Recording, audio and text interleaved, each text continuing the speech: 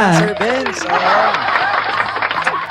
yes naman. Talagang abangan natin syempre mamaya ang ating mga katanungan, mga gusto nating malaman, mga gumugulo sa ating isipan, sa ating spotlight with Kirk Galindez. Kaya naman, ito na ang ating chance na talaga namang malaman kung bakit ganyan siya kagaling, kung bakit napakadami niyang mga awitin, ano nga ba ang kwento sa likod ng kanyang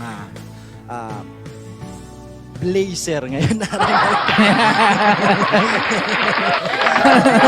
Padala, yan. Bagahe. Mula sa ibang bansa yan, Sir Liam Pangilinan. Ayun lang naman. Pero alam mo ba, Sir Liam, napansin mo yung suot ni Kirk Galindez? Tila ang China ay naubusan na ng tela dahil sa kasuotan niya ngayong araw.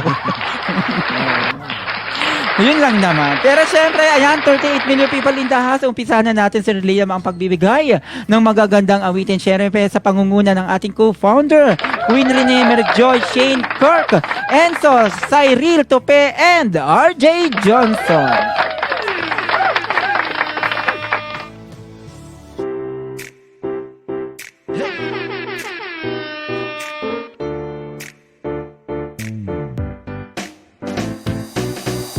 Araw-araw ikaw ang gusto kong kasama.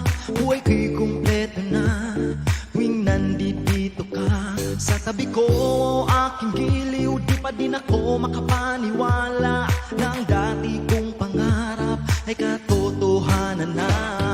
Ikaw ang tanging inspirasyon at basta't nandito ka, ako'y liligaya. Dahil sa'yo ako'y matapang, dahil sa'yo ako'y lalaban. Para sa'yo ang pagmamahal na walang katapusan. Dahil sa'yo merong pangarap, pagmamahal ko sa'yo'y tapat. Para sa'yo ang pagmamahal na higit pa sa sapat. Gagawin ko ang lahat para lang sa'yo sinta, at basta't nandito